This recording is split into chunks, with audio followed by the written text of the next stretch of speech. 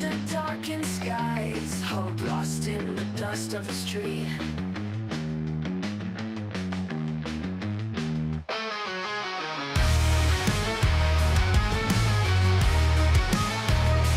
Red and blue, colors pouring from the sky. Debates turn to anger, the crowd gets loud. Punches flying in the blink of an eye. Truth buried deep beneath the shroud. Welcome to the bullpen, where the weak don't survive. These broken dreams we defend, trying to keep alive.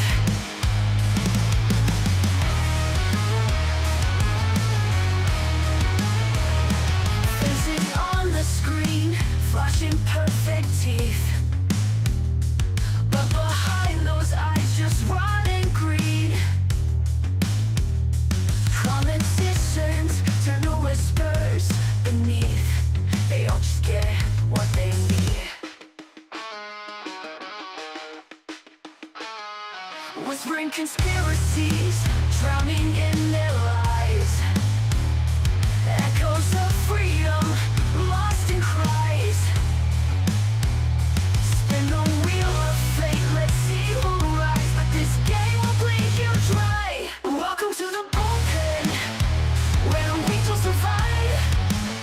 These broken dreams we defend, trying to keep alive.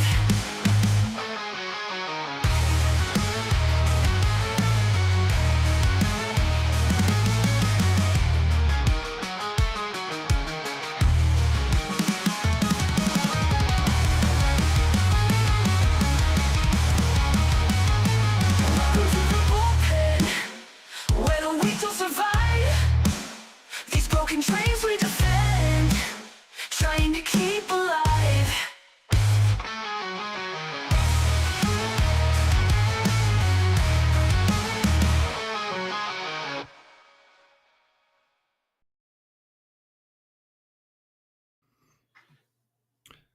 Good morning and welcome to the bullpen. We are back after a week off due to unforeseen circumstances with Xfinity deciding I didn't have internet all day last Sunday. So good to be back. How are you, little Chad?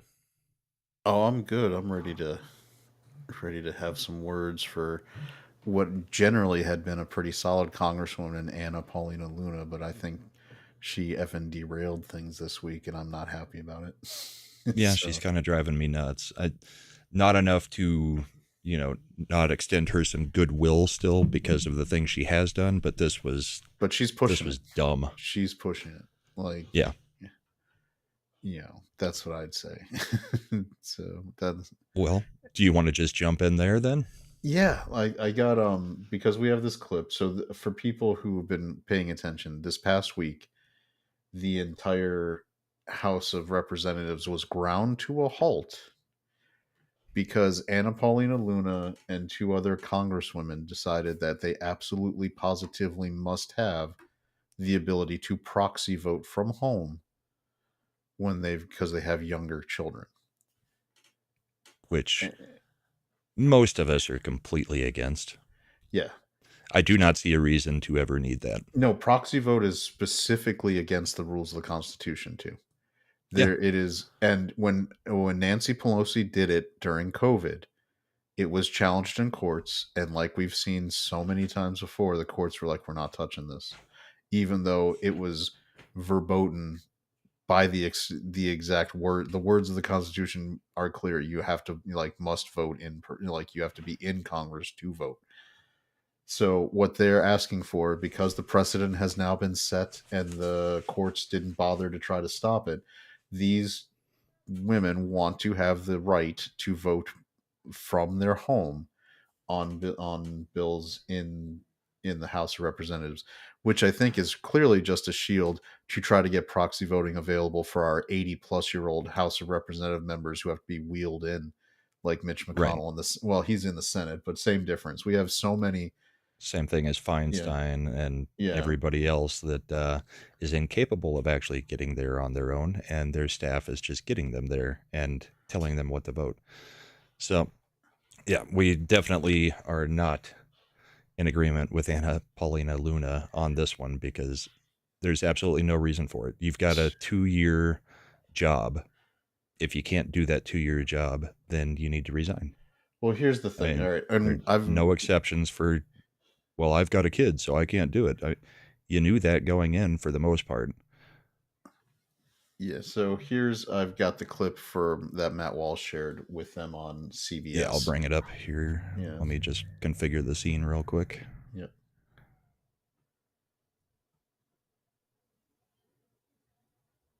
All right. All right. So here we go.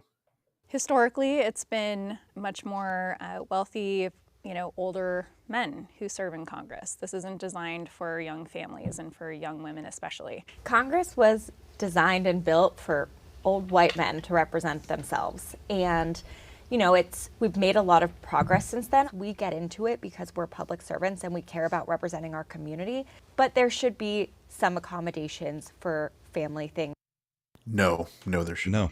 that come up, like the birth of a child. It's not like I'm faking, to go party in Cabo, right? Like I'm actually trying to A, recover, but then B, also care for a newborn. Our job is to represent people, and I'm a 35-year-old woman. All of my friends are going through this problem right now. That is representing people. American people are not just single, older men. By the way, Anna Paulina Luna, only Republican in that little group that's doing this. And Right. they're using her to grind the House to the halt for this thing. With or without Meanwhile, children. she's supposed to be I want releasing to be able the to Epstein represent my list and community, the and I want to JFK be able to list. have a family, and it shouldn't be so hard to figure out how to do both. Historically, it's been All right, so that's the loop. But all right, so let me go a couple facts that are relevant. Number one, they have free daycare at the House of Representatives, like absolutely free, charges them nothing.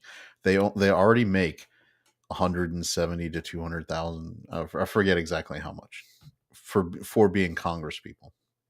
They get free daycare not just in the House of Representatives; it's also paid for in their home district.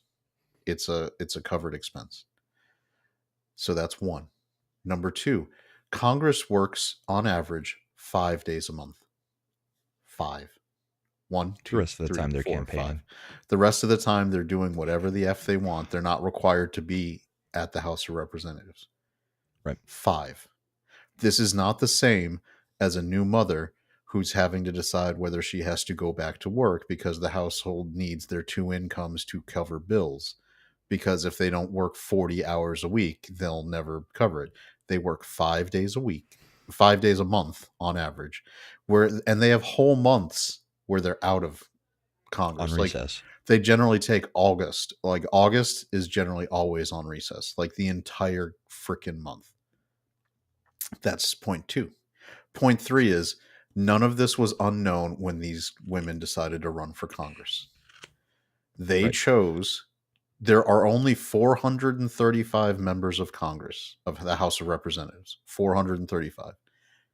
Within a district that represents hundreds of thousands of people, you chose to stand for election knowing what the rules were, saying that you would be capable of representing the people of your district in the And House that of you would be the Representatives. best person to do that. And then Not you just get capable. elected. Yeah. Yeah. And then you just bitch about it. Bitch, bitch, bitch, bitch.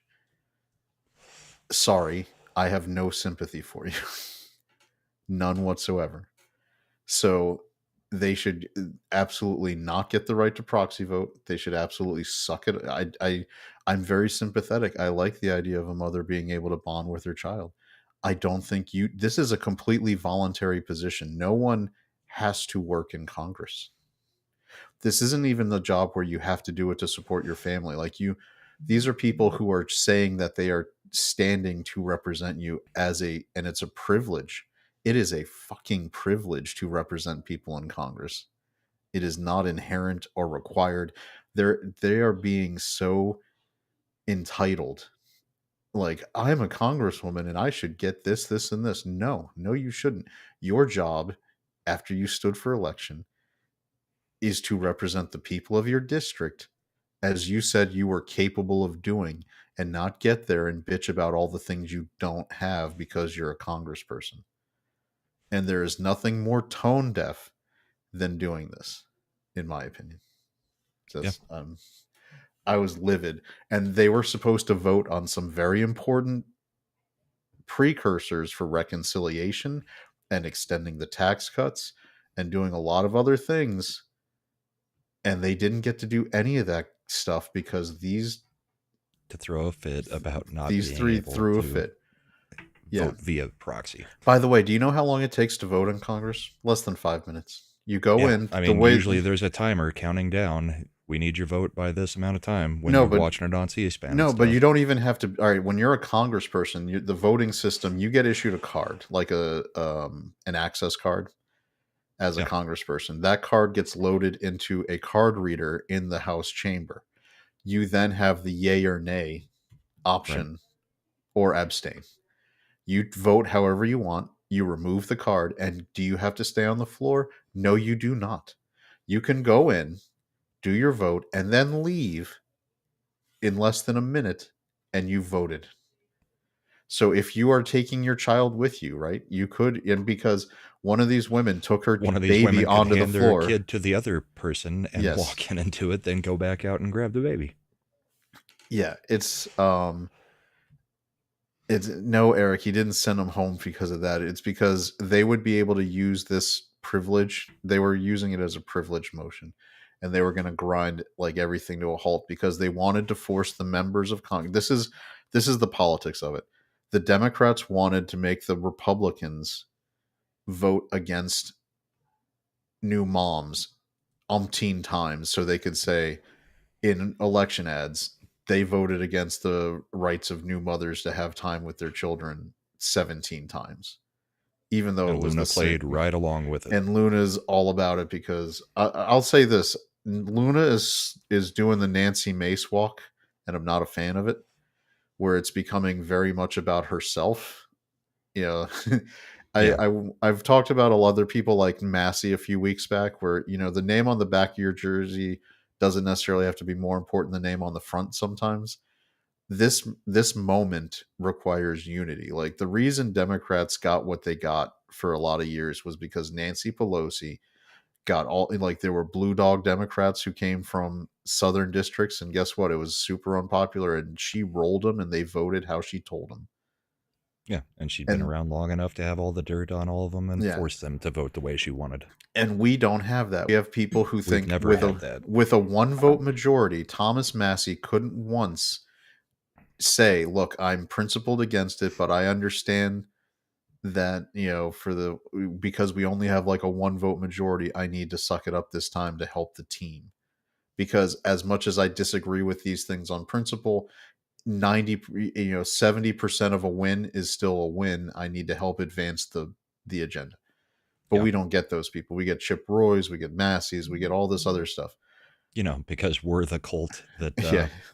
falls in lockstep with Yeah. everything. So they knew what was. They wound up Anna Paulina Luna, and this is where they get to do this. Look, it's a bipartisan thing. Look how evil the Republicans are. They won't even take care of their own. They just hate women.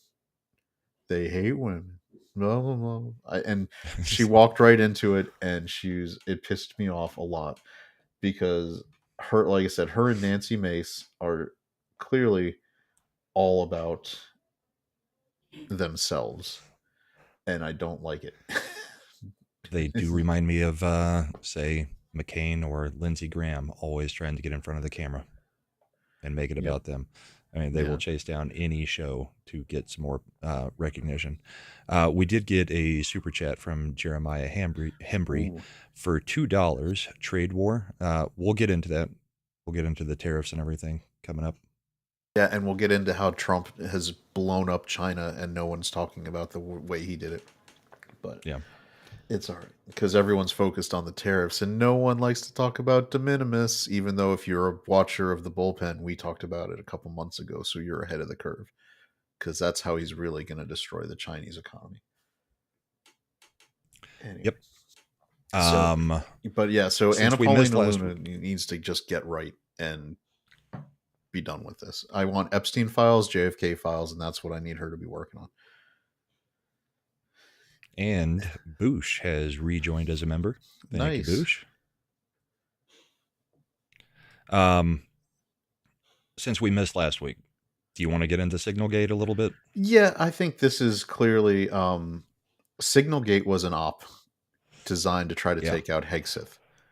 And it was an op from Waltz, because what's come out since then is that Waltz knew that reporter and has been a source for him. If you actually pay attention to stuff, that I do like the fact that Trump and some of the Trump people who pay attention, as soon as this went down, I kind of feel like they're like, it reminded me of Gladiator when they're talking about there's a snake that will let them eat. Like, Right. he let them gnaw, and then he used the Laura Loomer maneuver to bring her in to be like, here's all the stuff. He used that as his excuse, and along with Signalgate, to start flushing some of the Biden holdovers out of the NSA. Which there were a number NSC. Yep. kicked out yesterday. He fired What, 6, I believe. 4 to 6? Yeah. Yeah. Including the actual like head of like the, not the national security advisor, but the head of like the National Security Council. It was Right. he and then people got apoplectic, like, you're letting Laura Loomer make personnel. They used her as the lightning rod when it was Trump, I think, and some of the other people were To get everybody to crawl out of the woodworks. and they Expose themselves. Yeah, and they clearly read Waltz the Riot Act, that like, I think Waltz is actually going to be fired, but Trump doesn't want to give the scalp immediately, so he'll wait a few months, and then he'll be moved on. And he gave up his congressional seat to. They also waited till after the special election, so he can't go back to his own old congressional seat. Right. So, Which is a pretty big punishment. Yep. Because and he was a Cheney guy. If you go into his background, I didn't like him to begin with. He had said all the right things since he got appointed, but I don't ever trust anyone who worked with the Cheneys. I don't like it, not one bit. So I'm glad to see him being neutered effectively on the NSC side. But Signalgate was designed to entrap, and it's like, Waltz was the guy who set up the group chat. Waltz Right. was the guy that added the reporter. Waltz was the guy who came out afterwards and was like, you know how sometimes you've got somebody saved in your phone wrong, and Yeah. then when you add them to a group, then it's a different person than you thought it was? Here's the does thing that? too. I may use Signal. I know other people who do. It's not just a like quick click to add someone to the group chat with Signal. It goes through a couple prompts to make sure you're adding a person that you want to. Right. And then it has, and as we've seen from the screenshots, it says so and so has been added to the group. So it's right there. Now, if you add someone later, here's the other thing. It seemed like he got added early, because there is a weird thing with Signal where you can set it so people can't necessarily scroll and see the previous parts of the See conversation. who every member is. Yeah. Yeah. So if you're Well, not it's kind of the like getting admin- added to a DM group. You don't see previous conversation. Yeah, You only so see going forward from when you start. Right. that's another thing. I think this dude was added early so that other people wouldn't see him initially. And remember, all of these were preloaded. Yeah. So that's what. as approved platforms to be using for discussion. Yeah, and here's the thing that they really don't like about Signal. It's not something that is easily. I'm sure it can be. I know people are like, Signal. So Signal is an encrypted end-to-end chat system. It's not super easy for American intelligence apparatus to immediately have real-time access to the conversation. Remember, real-time access to conversation is how they impeached Trump the first time, when the Vindmans leaked the Ukraine phone call to a person who then became the quote-unquote whistleblower that resulted in his impeachment. It was because they had access to the real-time call. Right. By the way, that was because Vindman was working on the National Security Council apparatus.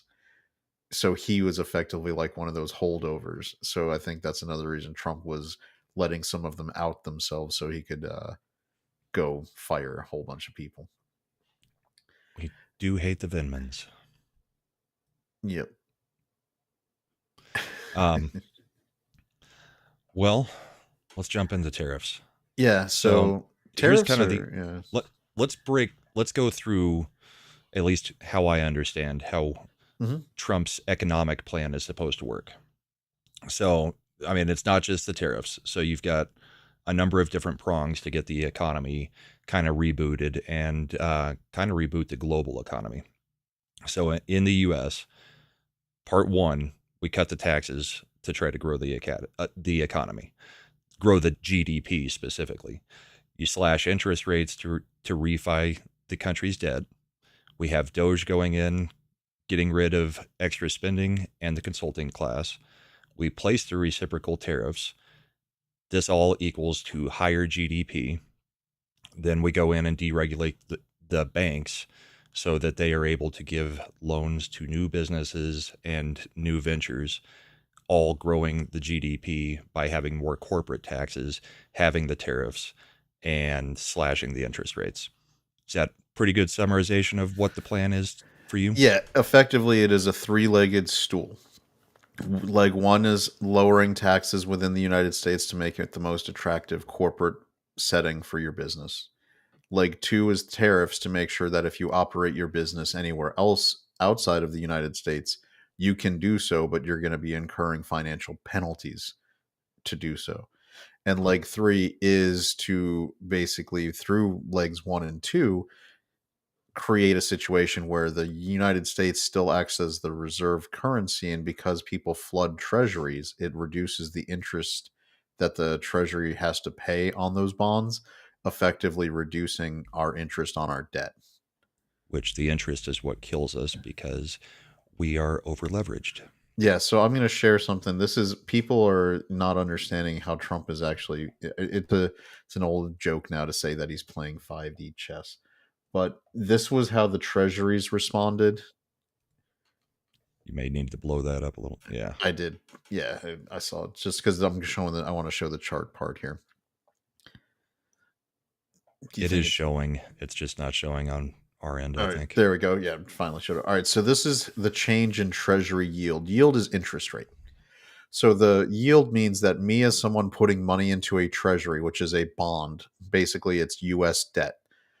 Because I trust that the United States will pay their debts, I will put money into these treasury bonds, and in exchange for the money that I put in today, the United States agrees to pay me interest for being able to use my money. So the yield is how much interest I have to get as an investor for giving them my money. The less the yield is, the less interest I am expecting for them to pay me in order to secure my money through US bonds. Treasuries are considered a safe asset, and the bond in the bonds you buy, the yield goes up with if you feel like there's more risk, the yield goes up.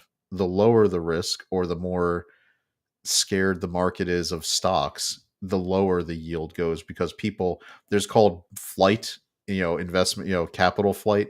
People will fly into bonds when they fear the stock market, where if they think my money wouldn't be safe in with these companies, so I'm going to invest in bonds where I get guaranteed interest. The trade-off is you see these yields are usually much lower than the interest or the Minimal. earnings Yeah. you could get compared to stocks. But point being, you'll notice that all of those changes are negative every single length of time. And the bonds have short-term bonds, 6 months, 3 months, whatever, all the way out to 2 year, 30 year, 10 year. And these are not insignificant changes in percentages. Like these have just dropped since quote unquote the tariffs are blowing things up.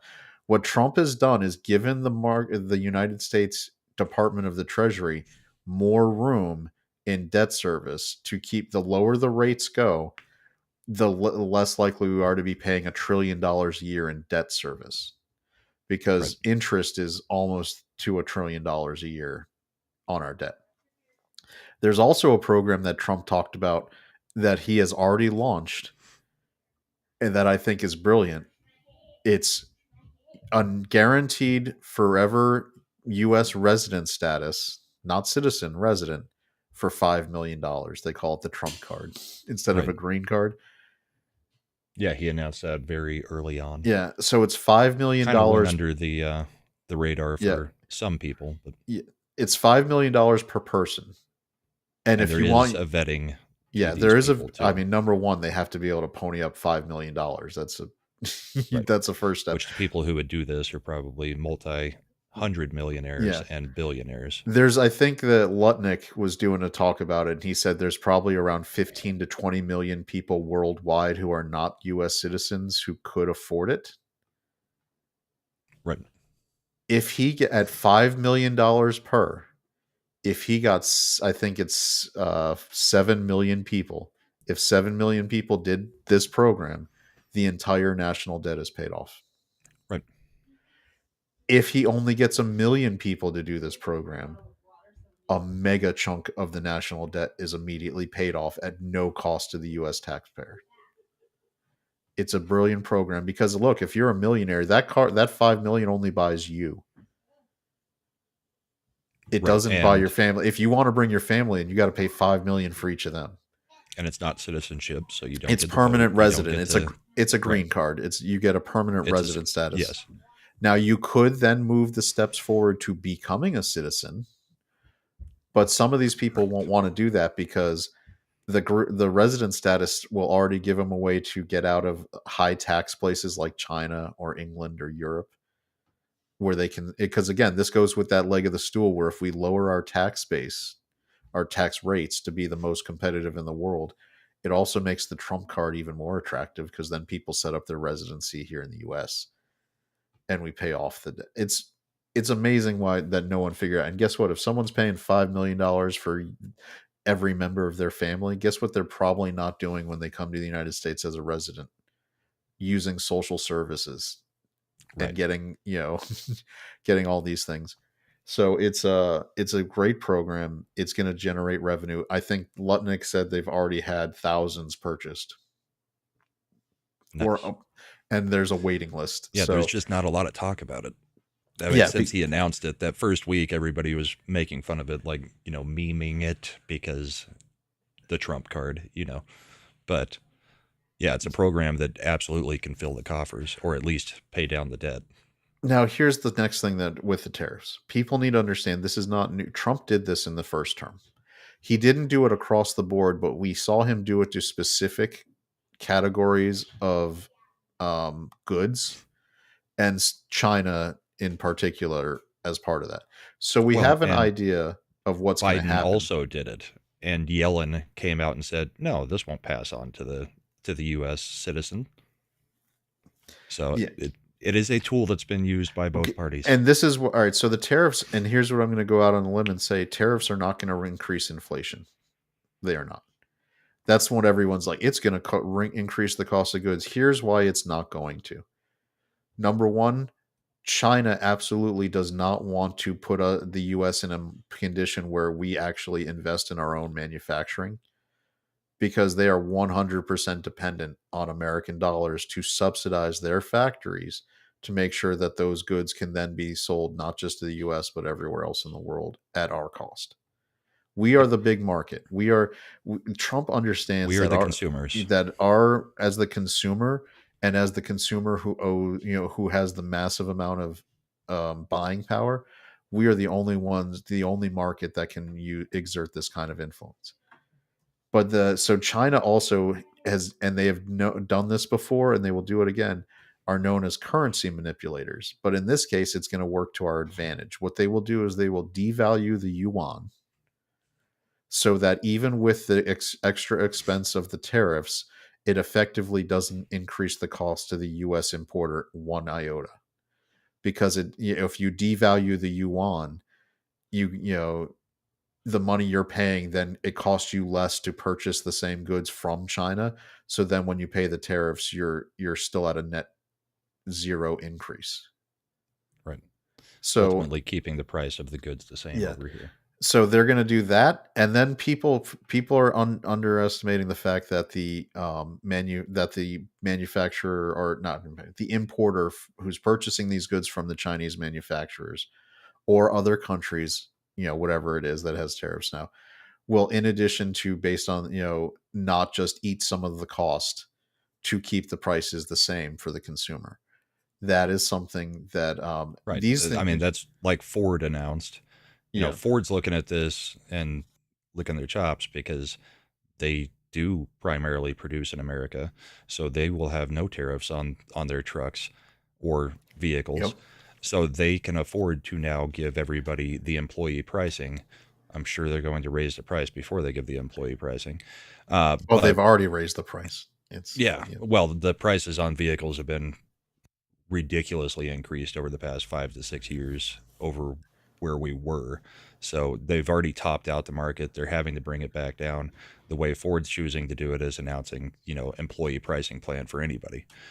Real quick, since we are talking about this now, Boosh celebrating 2 months of membership. Mainstream media whined about not getting their Chinese goods. Yeah, or Vietnamese. All right, so here's a couple things we need to understand too.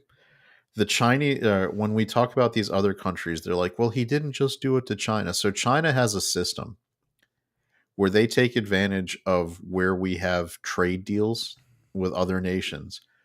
So what China will do is they will manufacture the parts or supplies, send it to a third party country where it will be assembled so that it can be sent into the United States under whatever trade deal we Tariffed at have. the rate from that Yeah. country, So which is why that's you see those two islands in the middle of nowhere also getting tariffs yeah. put on them because they have fisheries. Yep. So, Vietnam is a great example of that, where a lot of the finishing was done in Vietnam, but most of the individual parts for shoes, other things, were manufactured within China. right, China also used that to. I know I saw earlier people were talking about in Trump's first term, didn't he renegotiate NAFTA? He did. It became the U.S. Mexico Canada USMCA, U.S. Mexico Canada agreement, hmm where that's why if you look at a lot of the tariffs, the reason Canada wasn't listed and Mexico wasn't listed, because if you read the fine print, Trump and the Trade Department and all these labor, all of it's basically said any product that is already subject to USMCA guidelines is not impacted by these tariffs. Meaning that if it's already we've has already got trade requirements, deals in place. that trade deal supersedes it, so we're good to go. And that's because the USMCA is a zero tariff either way for certain products. Now, what Mexico and China and Canada, slip of the tongue there, calling Canada China because they're a puppet regime. Canada is one of the primary finishing countries to take advantage of the USMCA, and Trump knows it. China sends in all of these parts, individual things, and then Canada acts as a finisher, and then the And finished then good crosses the border. crosses our border under the USMCA. So Trump is attacking that. He's gotten some parts. He's enforcing some provisions where their USMCA does say that it has to be at least 85% from raw product made in that country to count. And Right. Canada had been certifying that they weren't. But that's why they're so apoplectic about this, because Canada's economy is a shell. The provinces that do oil and energy already already kind of just make their money from the United States, and they're good. It's these other places where they have faux manufacturing, like the auto parts plants, where everyone's hmm talking about these places that make the parts that go into the vehicle manufacturing in the United States. Those are all being assembled in Canada, but it's coming from China. And Right. what's crazy is Trump crushed China because they had spent $5 to $8 billion building electric vehicle manufacturing in Mexico, where it was going to be assembled in Mexico and then sent in. But Trump put the 25% tariff on any car On not all made vehicles. on all autos not made in the United States, because hmm automobiles weren't specifically USMCA'd. So he just nuked China's complete investment, because what they were going to do was make all the parts in Chinese factories, send it over, just have it assembled in Mexico so that it would be going into the US market tariff free under the agreement with, Canada and Mexico. And we talked about it probably a month ago. I had brought it up. I mean, the reason that this is important, even for the American car manufacturers, is you've got markets like India. You know what you don't see in India except for the ultra rich? Any American made car.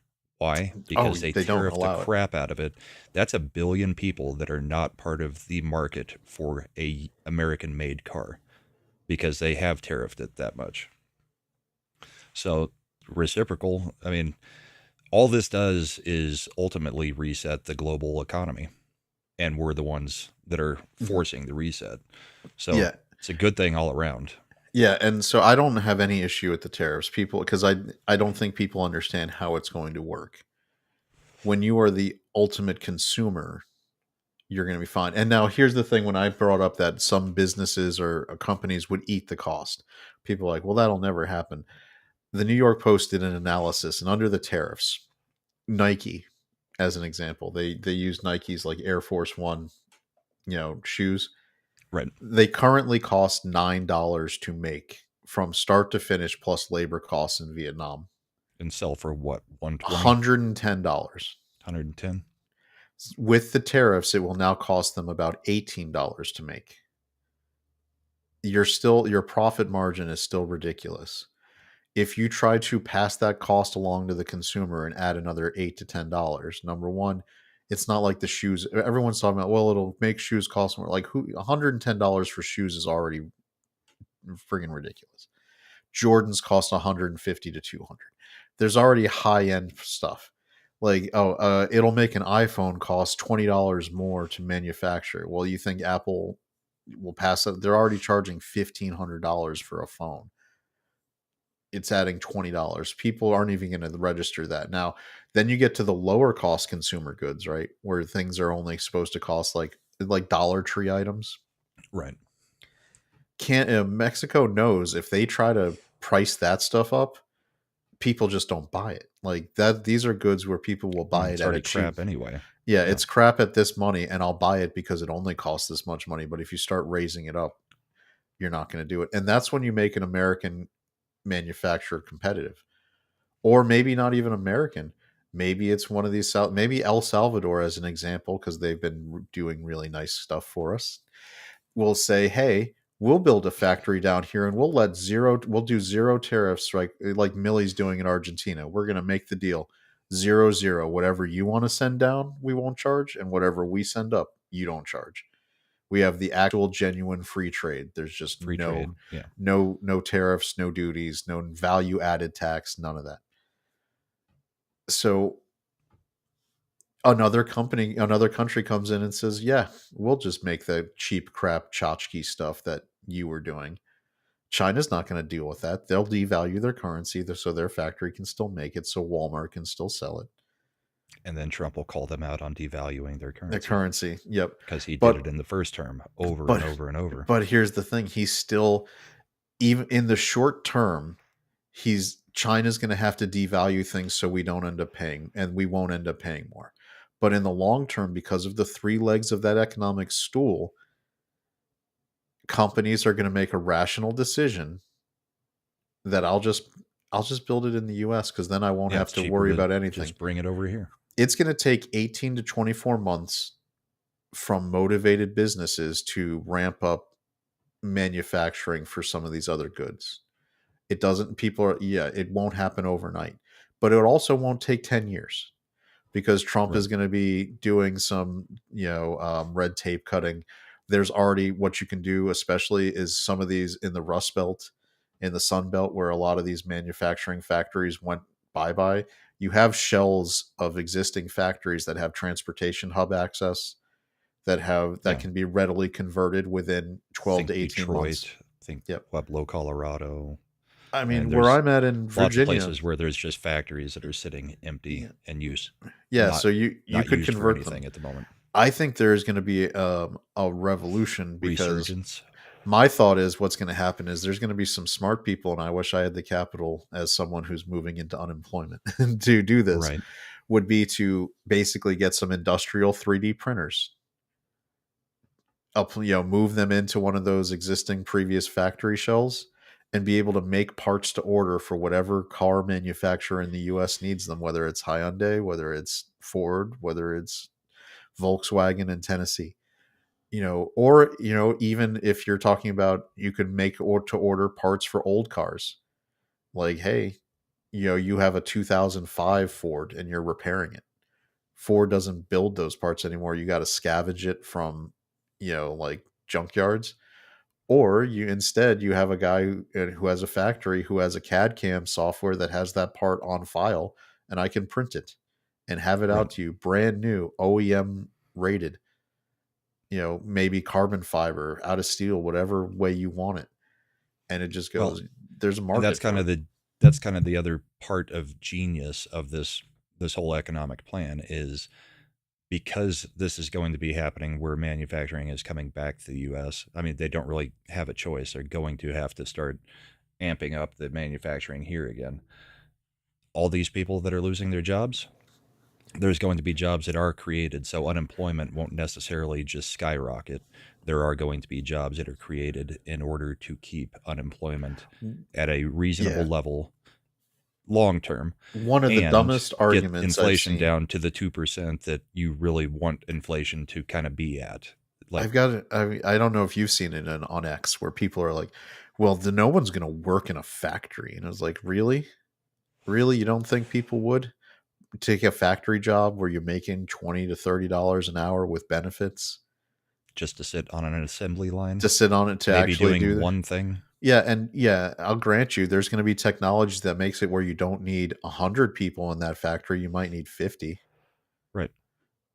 And if those are good, hardworking jobs, like we hollowed out the low skilled labor jobs, and then we pretended and we imported all that, the factories and companies did it, where they imported the third world labor to the United States to work these jobs to keep wages artificially low.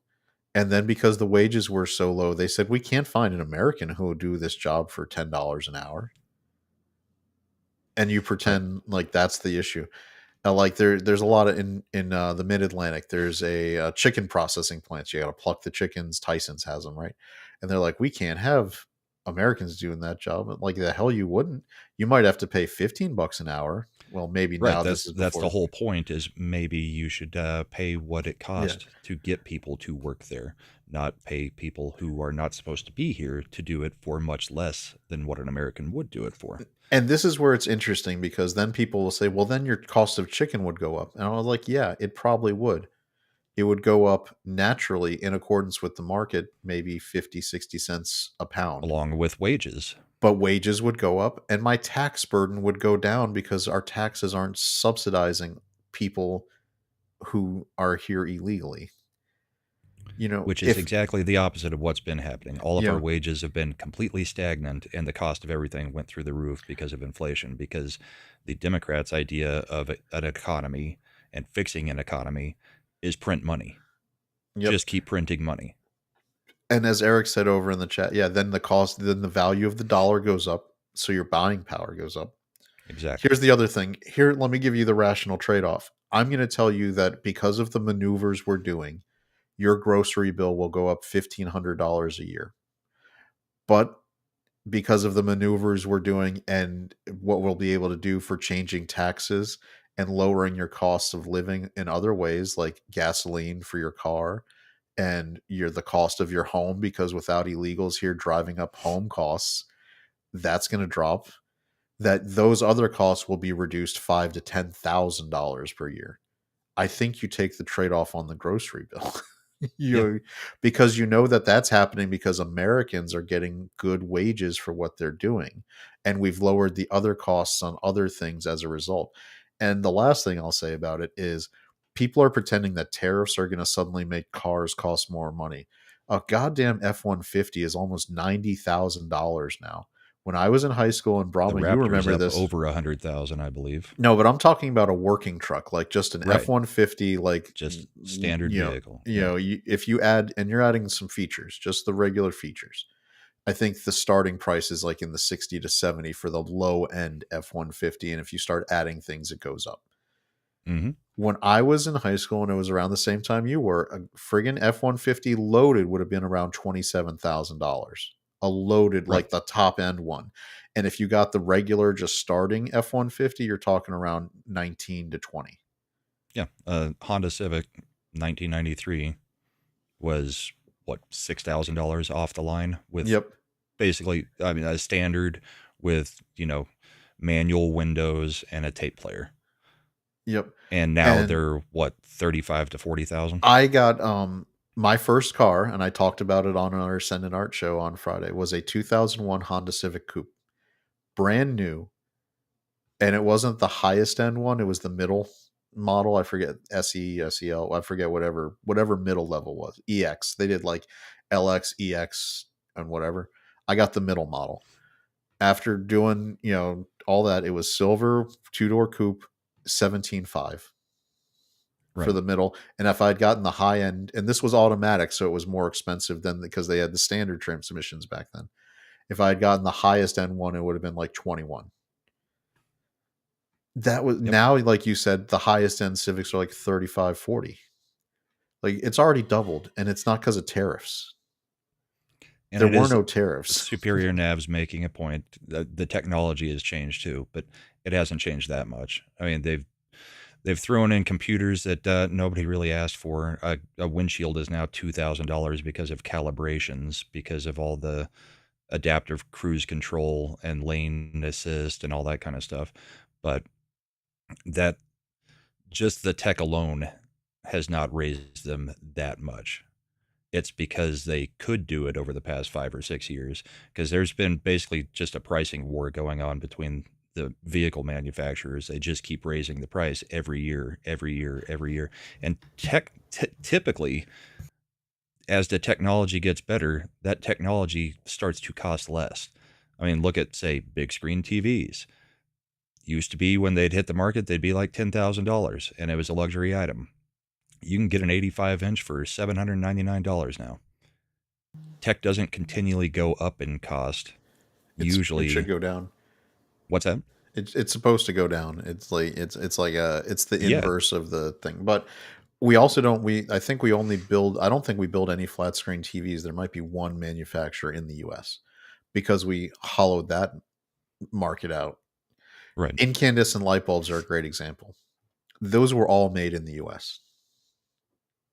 Like traditional heat generating light bulbs. Yeah. And friggin' Biden finally outlawed them, so we have to get these LED ones that are terrible. Like, technically you're not supposed to throw away an LED light bulb because it's a hazardous material. Yeah, kind of like solar panels and Solar panels, all kinds of other green things that they try to get us to. Like incandescent light bulbs, they might not have been like the most energy efficient, but you could throw them away and it did nothing. Like they were just glass and a little filament. Like, Mhm. it didn't. But we hollowed out an entire. Effective.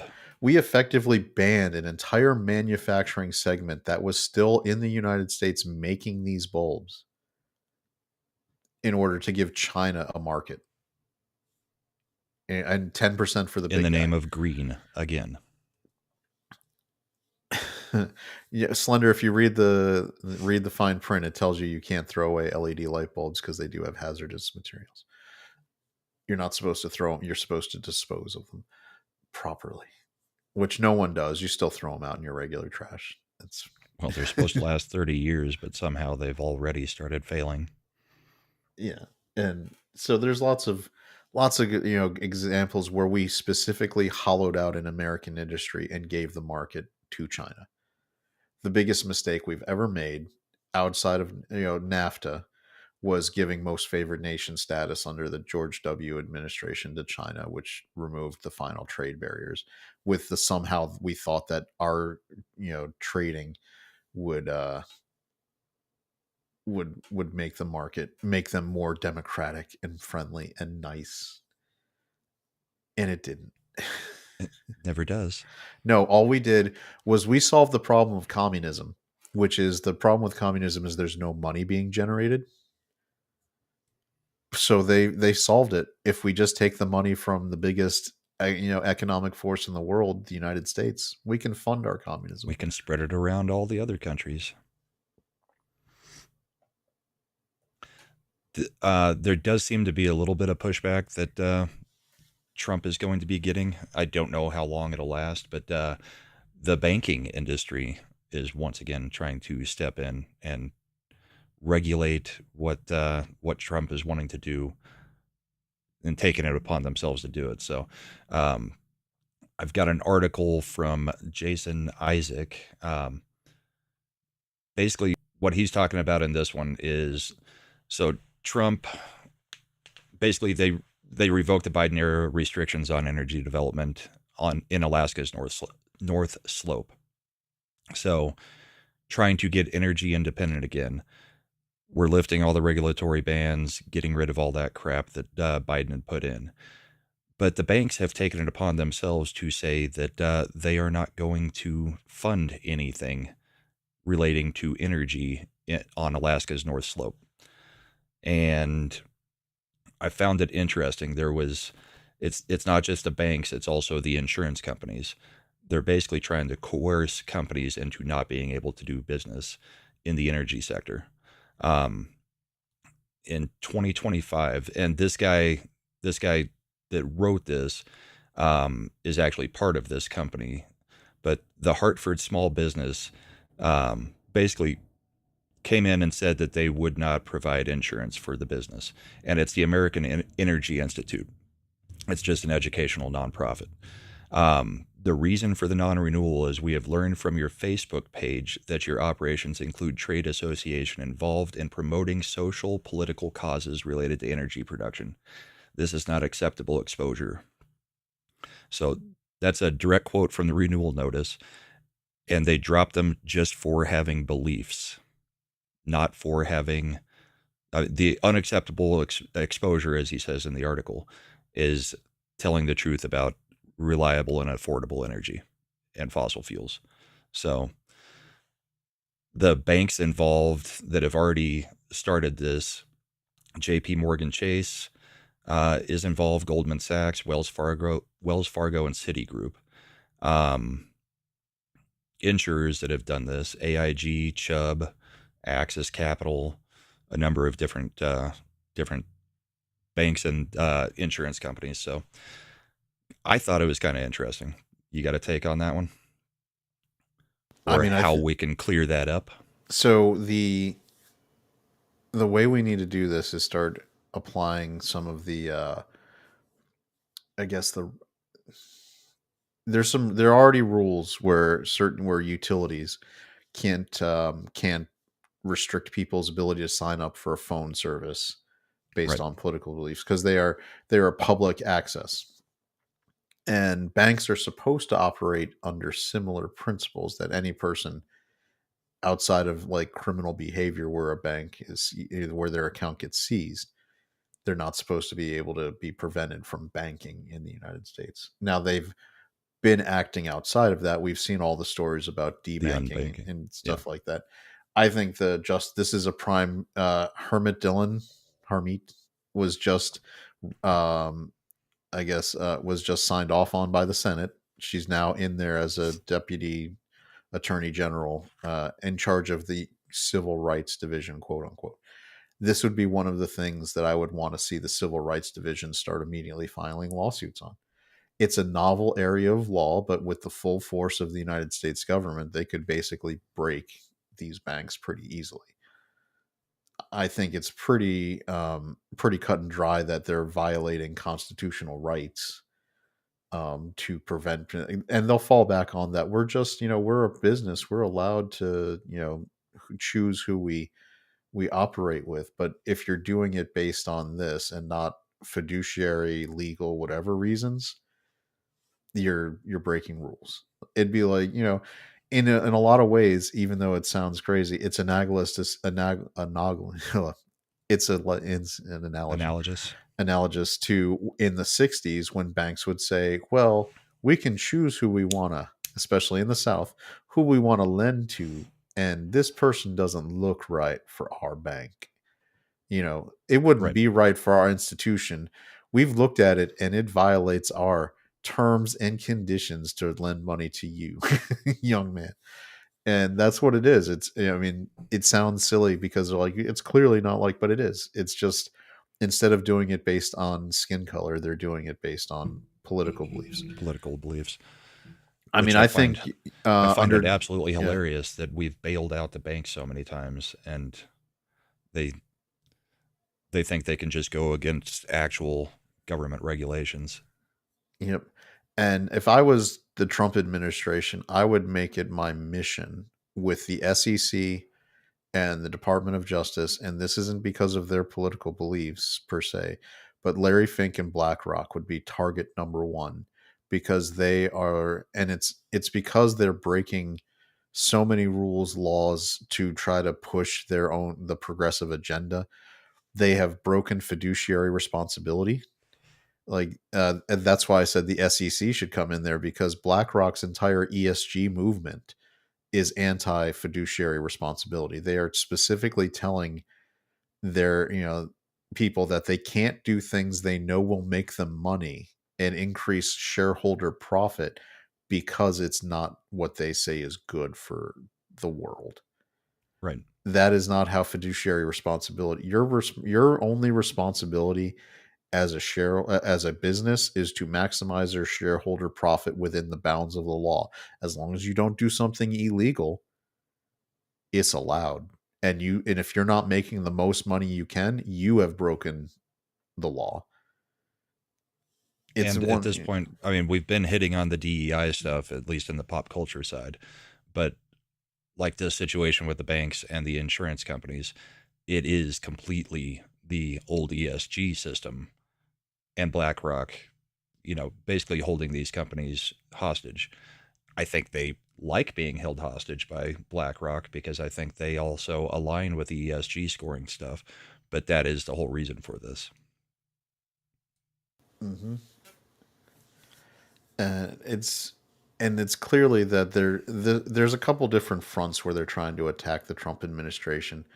They're using lawfare in federal district courts to try to slow down the executive corrections they're making.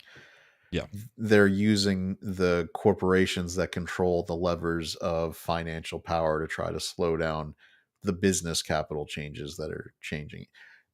And honestly, this is all because there's trillions of dollars at stake that fund the progressive agenda that go away once this happens. Because That's why BlackRock, the Democrats hate Doge you know, and love waste. yeah. So there's on the plus side, we're finally getting positive on the lawfare front.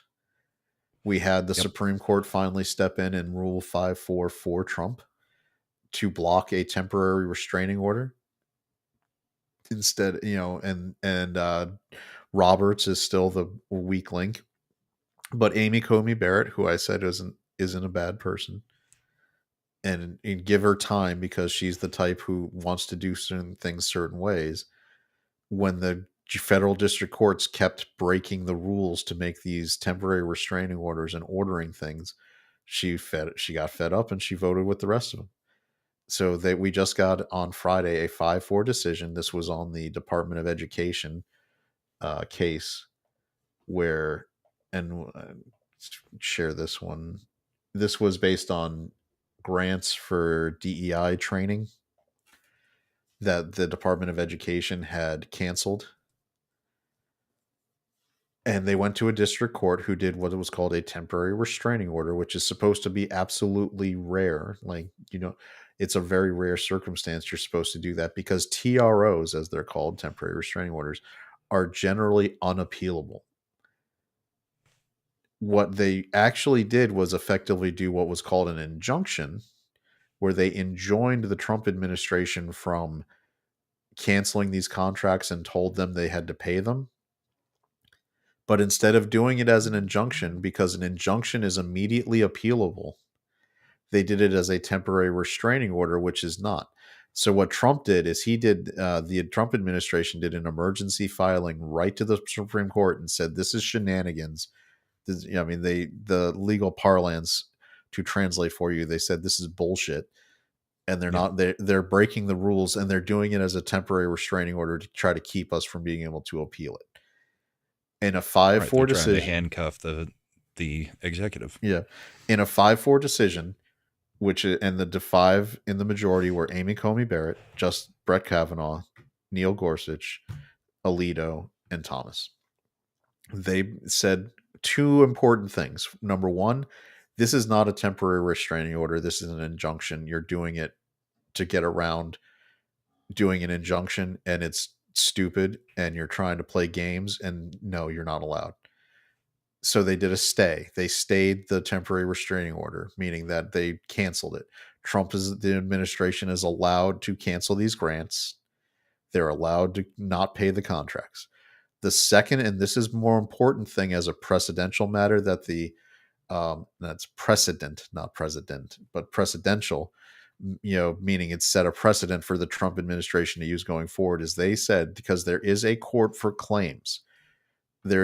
The Congress set up a court for claims where anybody who has a monetary dispute with the United States federal government based on a contract not being paid has to go to this claims court, not the regular district court. Regular district courts have no jurisdiction. It's the United States Claims Court that has jurisdiction. That thing takes years, and it doesn't have the same, they don't really care to take things quickly.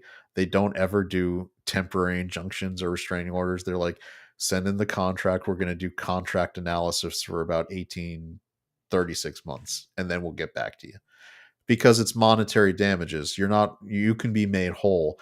Eventually they could decide the contract should have been paid and write you a check. But Right. that's the court that of record that it has to go to. And the Supreme Court said, this is where this kind of case goes. You don't get to jump the line. You don't get to go to a federal district court.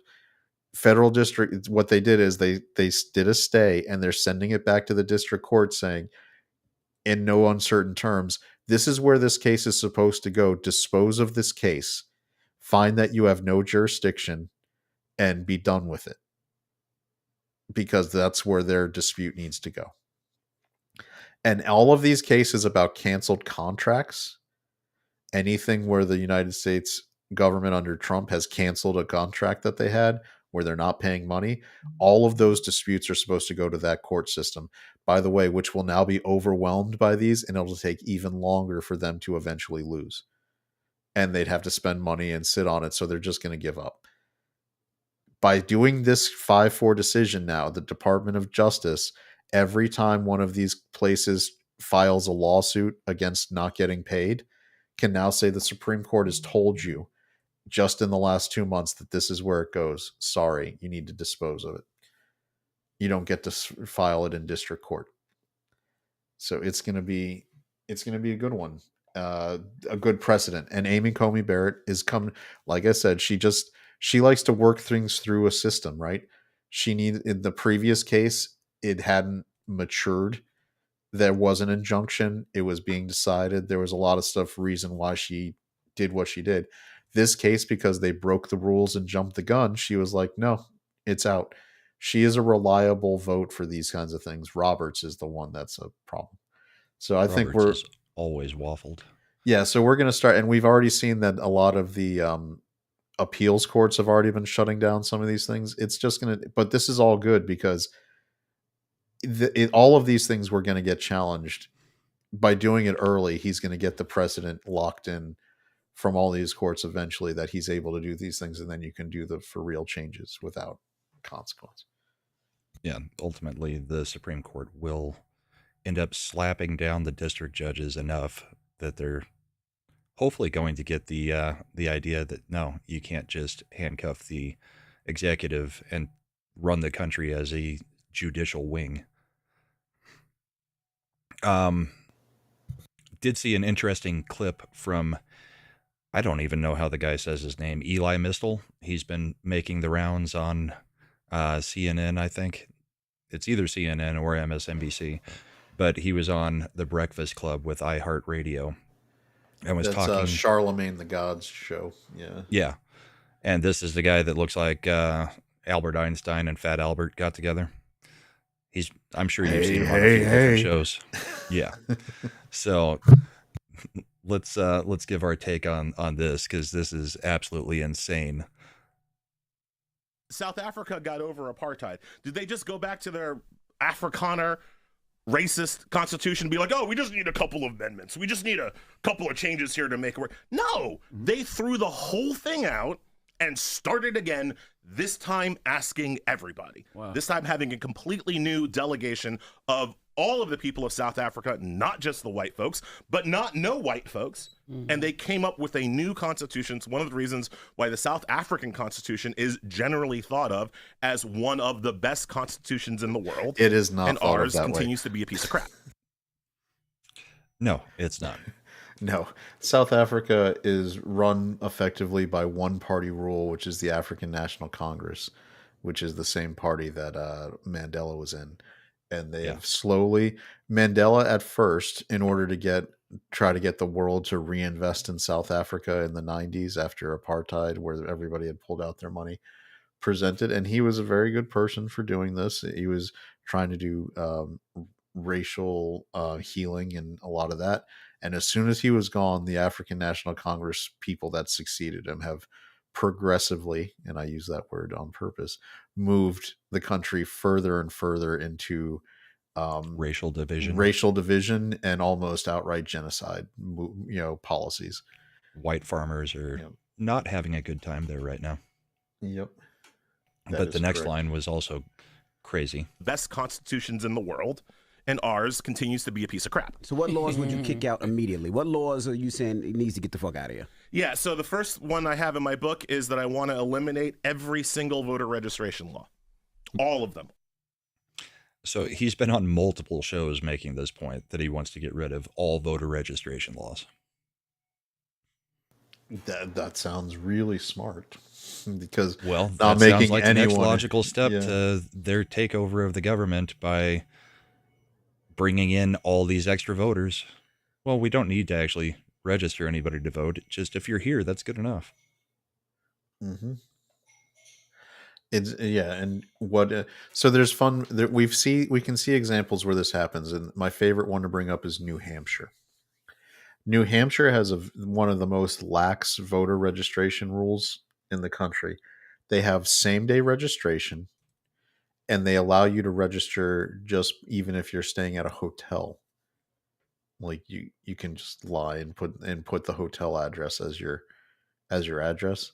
So what happens in New Hampshire elections that are close is there are buses and buses of people that come over the border from Massachusetts, do same-day registration in New Hampshire, and swing an election whichever way they wanted to go.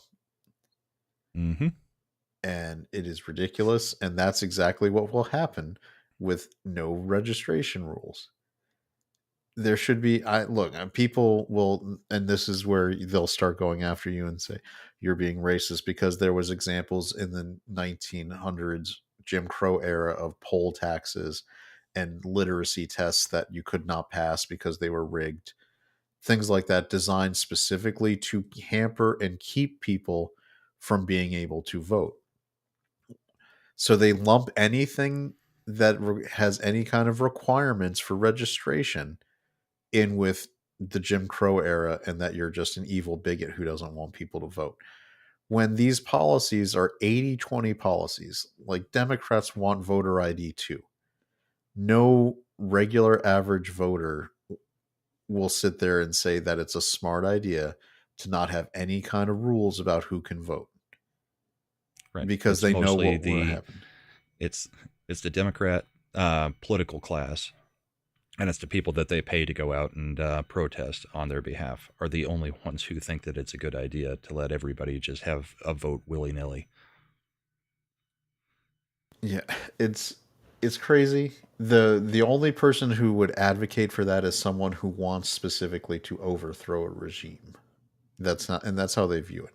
Now, under the fact that Trump won an election shows that they need to just do a color revolution in the United States and overthrow the institutions that are holding them back from taking power. And the Constitution itself. Yep. And the Don't need it Constitution anymore. It's outdated.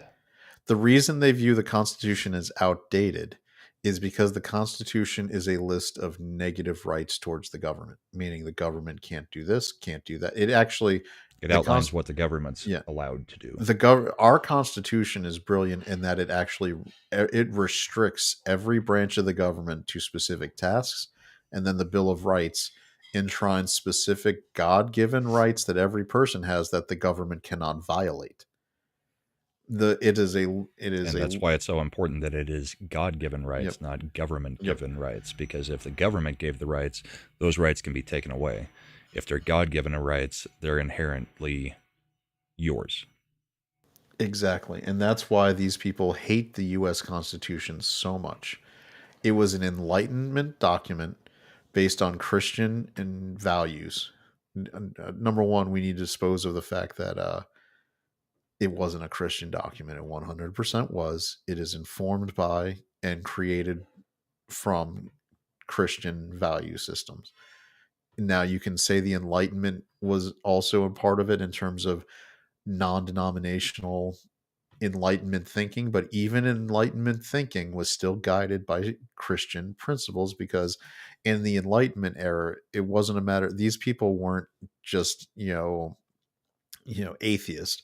It was a matter of whether you were Catholic or Protestant, Church of England, Lutheran, like those were the sect differences. You were still coming at it from a base Christian, philosophy, Moral, ethical framework. which was important because the God-given rights that stem from the Christian moral system is what informs the Constitution of the United States. That doesn't mean that people who live in the United States have to be Christian, as Josh is pointing out to, because this document and Christian value sets do not require anyone to convert. You have to freely choose to acknowledge Jesus, right? It is not a requirement. Right. There has been times in history where, depending on who is in charge, people have been very aggressive and gone beyond what the teachings actually tell you to do to try to force people to convert, and that's not right. But by the Enlightenment thinking and the founders of the United States and the writers of the Constitution, we had moved past that. The religious freedom amendment that was in the Virginia Constitution that became the model for the United States Constitution, because James Madison wrote both, enshrines, no establishment of religion. That doesn't mean they weren't Christian, but it does mean that they're not going to tell you who you have to worship. Right. And it's that not was a an important state-sponsored religion, but it is the endorsement of the state to religious moral values, but it is not, you must follow this religion. That is where they come up with the idea of separation of church and state, which doesn't actually appear, but it is that the state cannot force a religion upon you. We got quick one. Mod Eric K on the Rumble side for $1. I know many rich white libtards who have said point blank blacks and minorities just cannot figure out how to get an ID or work a computer. One of these ladies has a mixed race son. Yeah, there's been a lot of man on the streets lately where... Oh, Catherine Hochul is famous for they have... Yeah, Hochul. You can do a computer? Good for you. She's such an idiot. There's a ton of videos coming out on YouTube and on Twitter now that it's just man on the street interviews where you go up to any white leftist woman and they will tell you that blacks absolutely cannot get an ID or do anything for themselves. It's crazy. But that's the inherently racist take that they keep having. And it's just like the whole thing with getting rid of illegals. They immediately go to the exact same thing they did with slavery. Well, who's going to pick this, or who's going to, clean your bathroom or mow your lawn now? It's the exact same mentality. Mm-hmm. Yep. So it boggles my mind. But this is something we've known who they are for a long time. We know how they're operating. Some of them are waking up to who they are now. And that's been where it's kind of changed the makeup of, MAGA specifically, because a lot of people were just waking up of how far left the Democrats went and how moderate actually Trump's movement is, even compared to the Republican Party in some ways. Yep. So it's something to watch. We got to pay because we can't ever let this go because Reagan was right that freedom's only one generation from being gone at any given time. I see people talking about it, but the other thing, the Constitution is like a fiat currency. It's a piece. People are like it's just a piece of paper. It is. The power of the Constitution comes from the shared commitment of the people to believing abide by in it. to abide by it and believe in the aspects that it is outlined. We have seen that a lot of justices and liberal, specifically, tend to read into it and they start from an outcome they want and read back to try to justify it under the Constitution. And some of those decisions can get very convoluted, especially because the Constitution is very plainly written. So it is something where people have to always be on guard because having a constitution and having things plainly written isn't necessarily a protection if the majority of the people aren't committed to enforcing it as it is. So I do like to point that out because it is an important thing. Like we have a lot of faith in the Constitution, but the Constitution only stays working as long as we have enough people who commit to it and embrace it. And I think it is not surprising that as we see the percentage of the population in the US who does not go to church increases, the shenanigans with the constitutional rights of Americans also increases because understanding it as a It founding. does seem to correlate. Yep. So Well, and this kind of goes into the next and probably last topic. The once again, journalists completely fail, and we've got Leslie Stahl talking with one of the hostages that was taken on October 7th, and just shows the leftist way of thinking about this. So I don't know how many people saw this from 60 Minutes, but we'll play it real quick because another crazy take. The terrorists became very mean and very cruel and violent. More so. Much more so. They were beating me and starving me. Do you think they starved you or they just didn't have food? There it is. the absolute. Do you think or did they just not have food? His answer, I though. think they starved me, and they would often eat in front of me and not offer me food. So in her mind, it's literally, well, I don't think they were really trying to starve you. I think it's because Israel has been so bad and starved them. And he just comes back immediately. No, they were eating food in front of me. It's, torture and starvation. It boggles my mind that people actually, that's their way of thinking on that is, well, it must be this. It's got to be this because this is what we've been telling everybody. When we all know what the reality is, Hamas is terrorism. Nope. Breaking news. Ovi Yep. did it against the Isles. Is done. Already? Yep. So All-time Alexander goal leader at Ovechkin, 895. all-time goal leader in the same amount of games that Gretzky played. 7:26 into the second. They were Crazy. down. Yeah, so they're still down 2-1 against the Isles, but he did it. A Russian is now the all-time leading goal scorer. I'm sure that's not going to make them go nuts. Well, there's already been a whole bunch of leftist journalists going, well, can we really praise that Ovechkin is going to break this record? Because, I mean, it's a record that stood forever.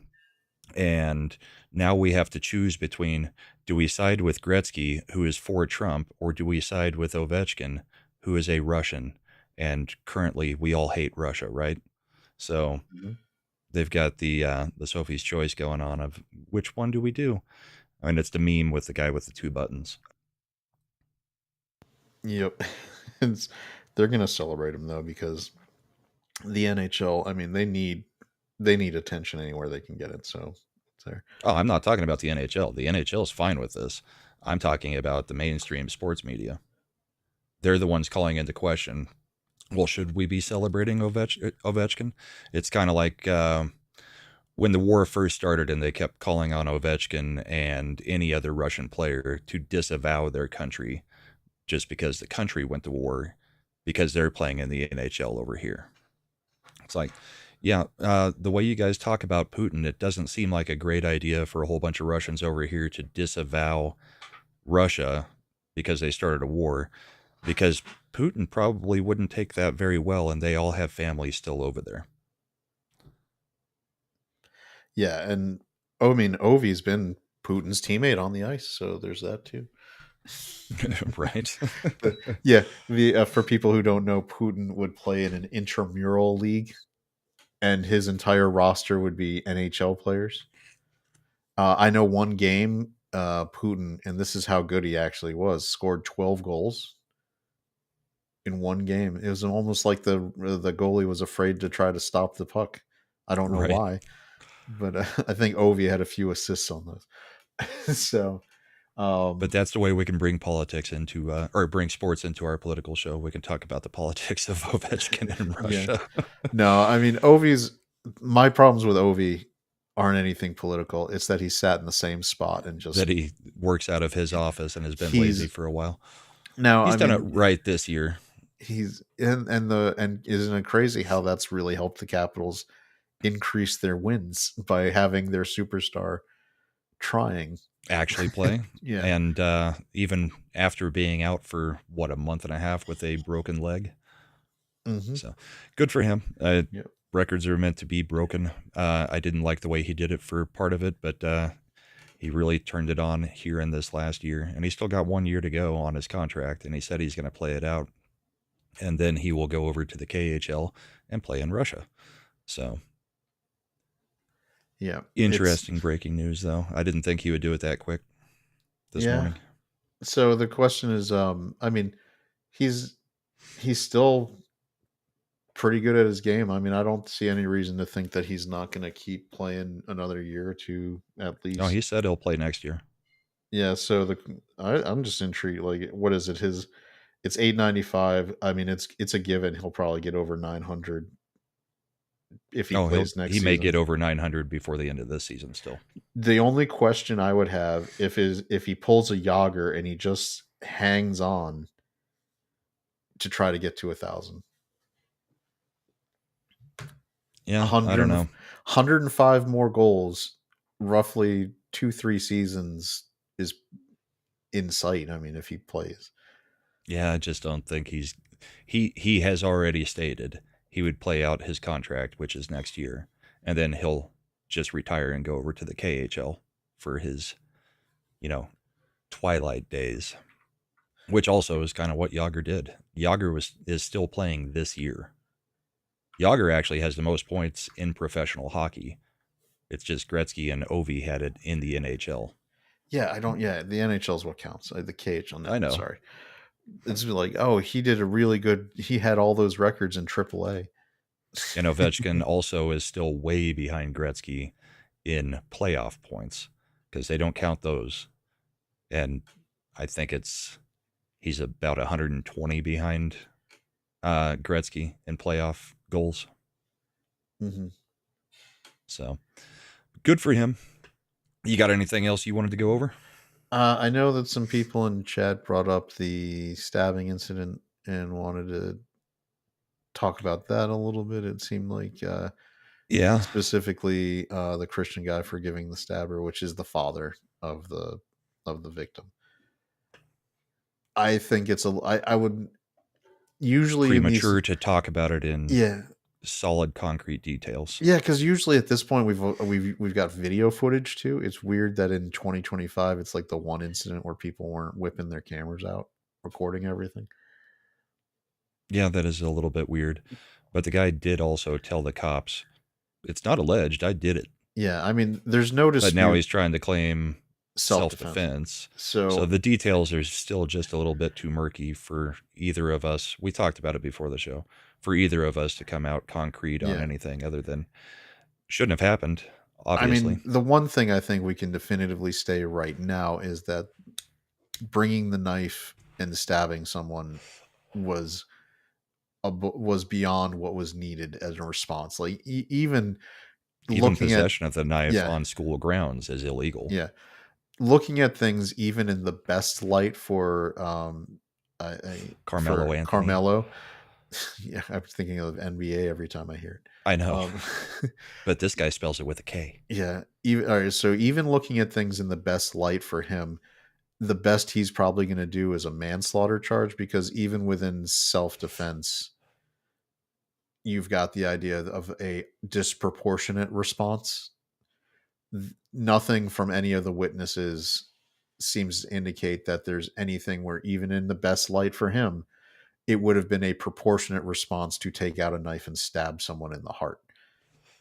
That there's something in the concept when, and this is some, if you're a concealed carry holder and you go through a lot of training classes, which you should before you decide to take that on yourself to be someone who's carrying a weapon into the world. One of the, if you're taking good classes, what they will talk to you about a lot of times is knowing when it is appropriate to draw your weapon in a self-defense setting, because not all self-defense settings, like someone shoves you to get you out of the way from somewhere, you don't just go right to drawing your pistol and shooting them, right? Right. You have to have some kind of legitimate scenario of fear. Now Like there's tiers of escalation. yeah, now like Brahma said, bringing the knife is a premeditated act.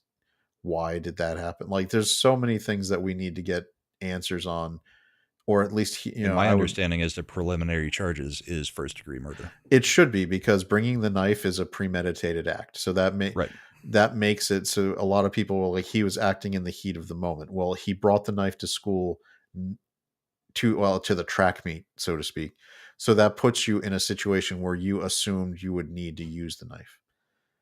Now, getting to what Eric's question was, which is a more interesting thing, is the father immediately came out and, as a Christian, said, I forgive the person who murdered my son.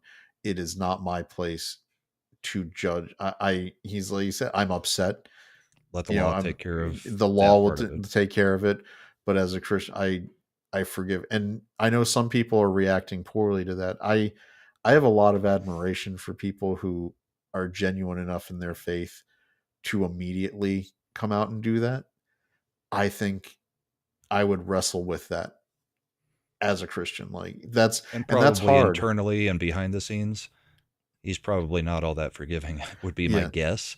Yeah. But this is a place where a different kind of person would try to escalate this and try to get everybody into the streets, that kind of thing. Yep. So I respect the statements that he's made.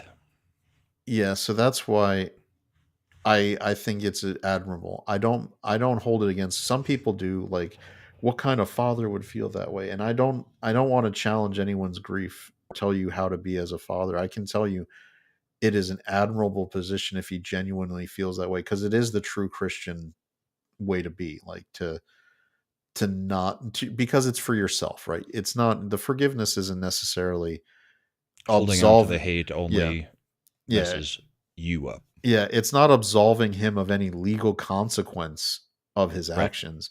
It is saying that, as Jesus told you, I will allow you grace, the forgiveness that you can still seek forgiveness if you genuinely repent. That's always something people forget, that you have to genuinely repent.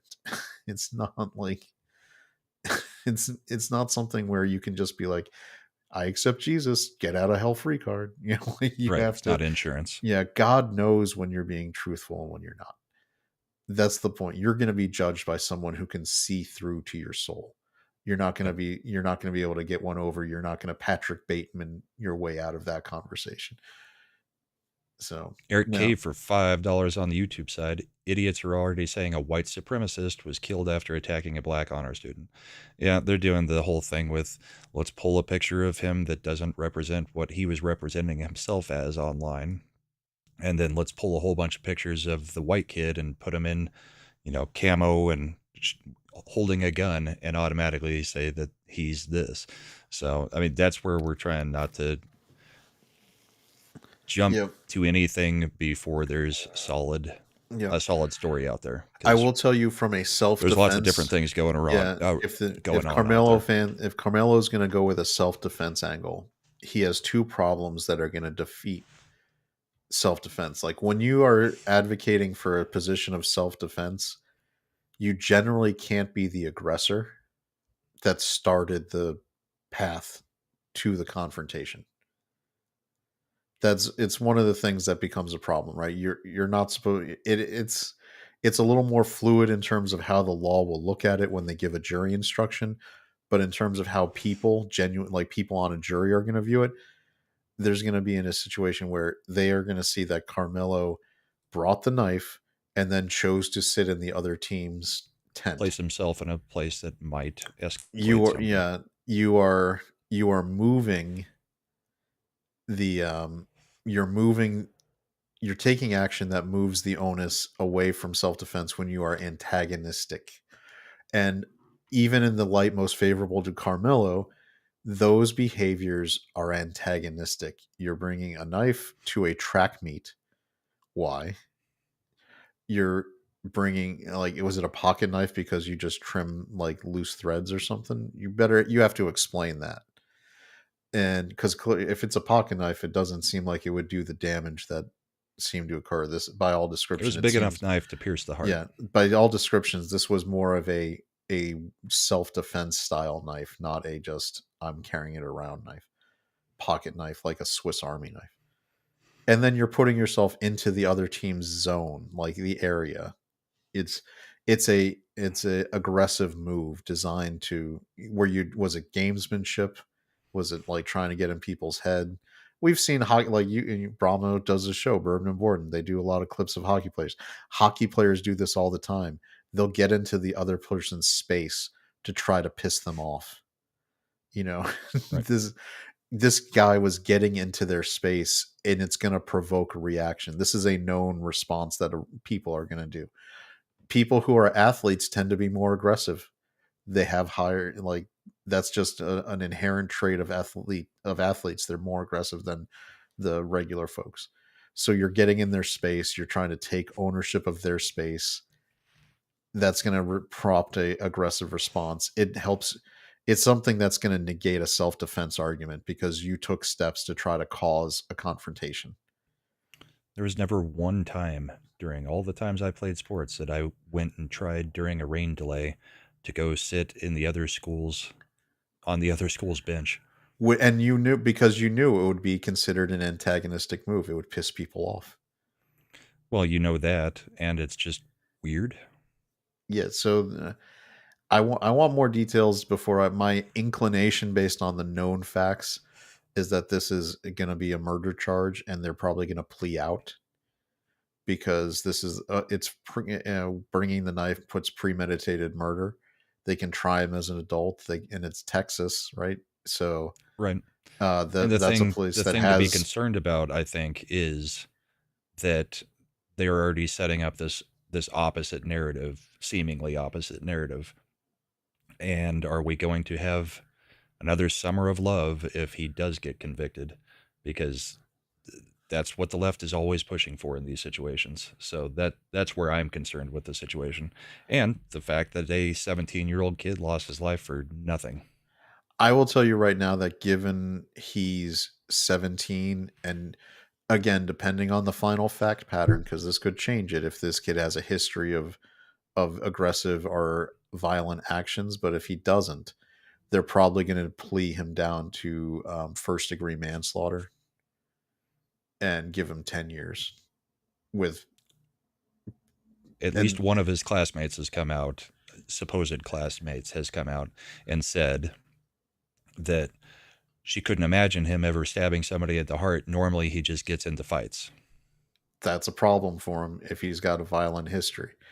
Again, my guess, if all he ever did was this incident, and we don't know, I could see a DA just giving him a 10-year first degree manslaughter charge because he's 17, and you don't want to blow up, and this it shouldn't be a consideration, but it's gonna be, right? You're gonna have to look at what the scenario is. You've already You don't got want to start a race riot Yeah. again. and you've already got the kid's dad coming out saying he forgives him, so you are going to be able to kind of have like a little bit of a shield to say I'm still convicting him, but he's 17. Basically, the you know, anti-railroading that Yeah. Chauvin got the opposite end of. Now, but on the other hand, if this kid has history and he's done other things, I could see a Law and Order DA going Charge the him other as an adult. direction. Charge him as adult, first degree murder, pursuing death penalty. And Yep. the plea deal wouldn't be him getting a manslaughter charge. The plea deal is you're going to get life instead of death. You'll get life in jail instead of the death penalty. Yep. Mod Eric K for $1 over on the Rumble side again. He brought a knife to a conversation. To a track Yep. meet. Yeah. Track is not a contact sport. Why did you need it? Even in a contact sport like football, you still don't bring a knife to a high school Yeah. football game. You don't bring it to a high school track meet. I agree. It's I think this is something that'll get resolved fairly quickly. I don't even seeing it going to trial. It's going to plea one way or the other. I would think so, especially since he admitted it as soon as he was taken into custody. Not the smartest move there. Mm-hmm.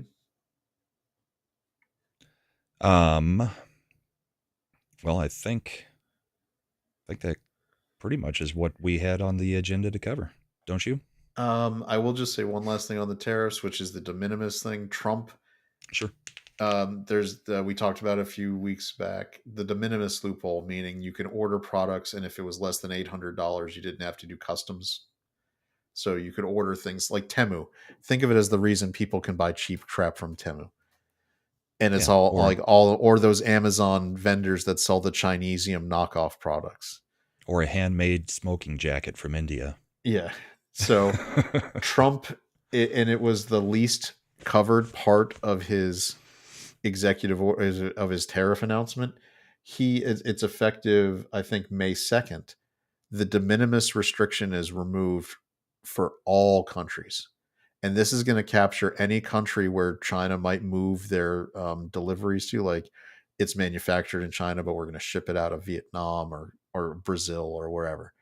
Mhm. De minimis is gone. If you buy a product, you got to pay the customs on it now.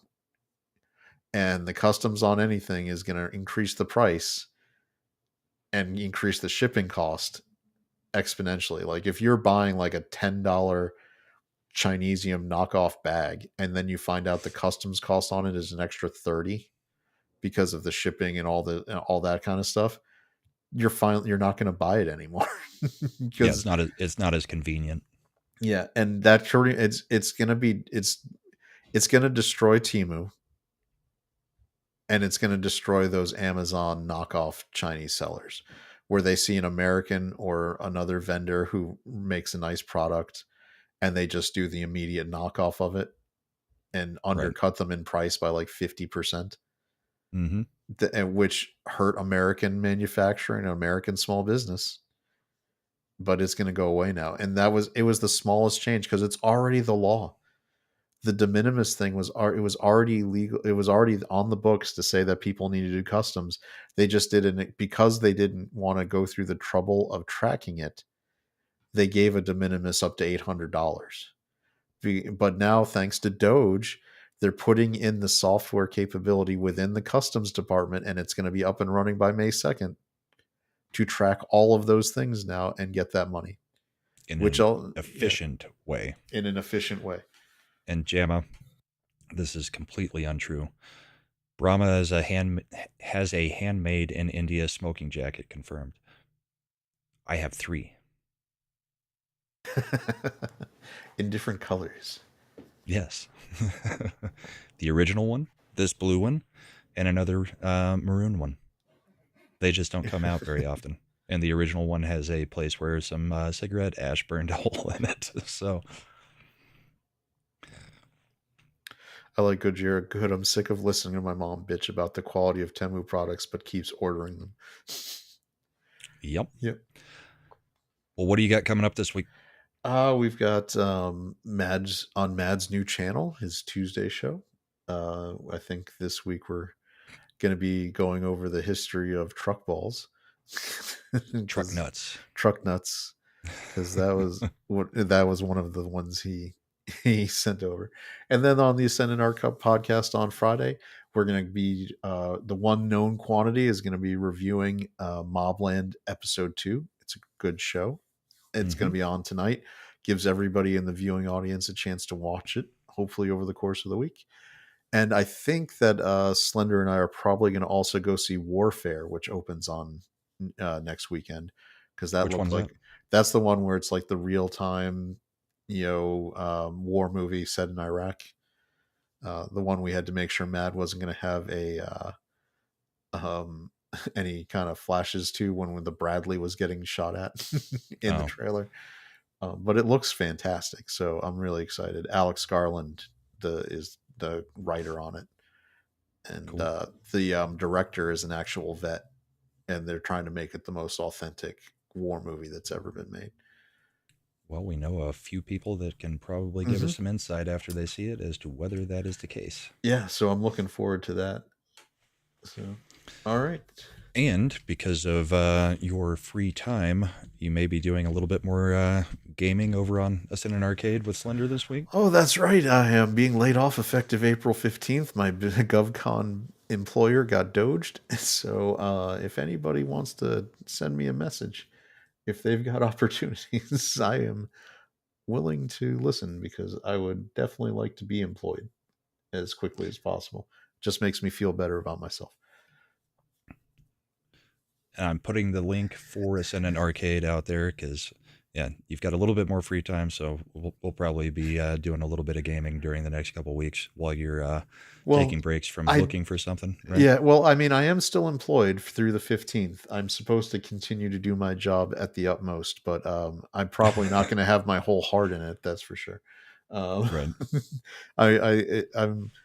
I do feel like I want to be professional, and I'm gonna really give it my all. But let's be honest, you're not going to be as motivated now knowing. So it is the truth. Right. That's kind of like when they tell you, yeah, we're laying you off, but we also need you to train your replacement. That's it. Actually, yeah. It's luckily the person they're downsizing. It's the person who's my boss who's going to have to take over doing my job. So they were doing it before I started a few years back. So, ADP. Okay, I'll look it up. Thank you, Bad Take, because I have experience with ADP. I would love to do that kind of stuff. To have a job, I should say specifically, I'd love to have a job that will allow me to continue to pay my bills. So, Right. and Brahma over here is like, "You're unemployed. Come to Las Vegas. It'll be great." Yeah. I mean, all you got to do is pay for the airfare to get out there. You can stay at in my hotel room. There's a separate room for you, but and we don't gamble when we go out for the meetups. Also, everybody, the meetup is April 17th. In case you haven't caught that, the FNT meetup will be on April 17th. So we will not have a show probably on the 20th because I will still be in Vegas. So Isn't just a that heads Easter up. weekend? The 20th is Easter, so we probably weren't going to have a show anyway. But well, the wife is going out there with me now, so Eric K says he gambles a bit. I don't have time. I don't know how you find time to gamble while we're out there, because there's stuff going on with different groups all over the place the whole time. But I'll tell you, when I went to Vegas, the thing I liked doing the most was the sports book, and now you can do that everywhere. So it doesn't yeah, you can even do that matter. on your phone. Yeah, I did like going, like Caesars had this really sweet sports book, like where you had like the big kind of auditorium and you can sit in it. It was cool stuff. Yeah, I I used watched to go out for March Madness every year and go sit in the sports book where you had all the TV showing all the games all at Yeah. once. I would sit there from like 9 a.m. till 10 p.m. Yep, and I totally won some money. I was so happy because I bet on the Bruins to beat the Canucks. I hate the idea of Canada winning a cup. So, and as a Rangers fan, I am particularly not fond of Vancouver. They almost kept us from winning a cup in '94, but we won, so we're good. But I still hate Vancouver, so it's all right. Eric K for another $2. I do not sleep. That's true. The tables are open 24 hours a day. So good stuff. All right, but that So go sub That's- to Ascendant yeah. Art and Ascendant Arcade. They need some subs over there on Ascendant. Well, they need them on both, but on Ascendant Art to go ahead and get them monetized. We just need a few more subs. So if you haven't already, go hit them up, and you'll see me there every Friday, at least for part of the show every Friday. As far as what I've got coming up on my channel, we've got Bourbon and Boarding next week. We are doing a NHL bracketology. So anybody who is interested in being part of that bracketology thing, DM me on Twitter. It's at Mr. Brahma Bull is my Twitter handle, and we can get you the link to sign up for that. So it'll be fun, just something on the side to do for Bourbon and Boarding. And then we'll be back here next Sunday. So hope everybody has a great weekend, and we will see you guys later. Give you the intro as an outro.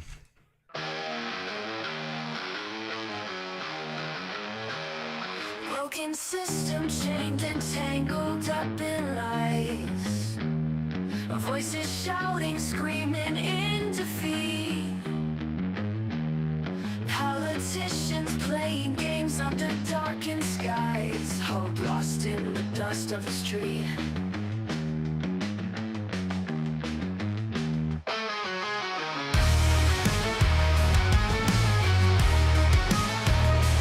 Red and blue colors pouring from the sky. Debates turn to anger, the crowd gets loud. Punches flying in the blink of an eye. Truth buried deep beneath the shroud. Welcome to the bullpen, where we don't survive. These broken dreams we defend, trying to keep alive.